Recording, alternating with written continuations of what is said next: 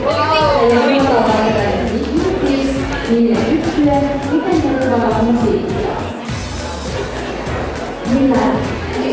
Näyttekö vastauksen? Eli tämä oikea vastaus oli electronic gangster hip hop. Tässä on lukea, oi, kuin pehmeä jäätyä aurinkoisella suunnilleen aamulla. Oikein hyvä vastaus.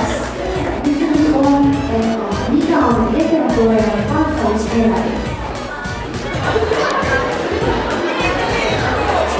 No länsipuolet ei valitettavasti ole kyllä kansalliseläimiä. Oikea vastaus on tiikeri. Eli kahvella on oikea vastaus. Täältä löytyy oikea vastaus ja täältä löytyy yksi oikea vastaus.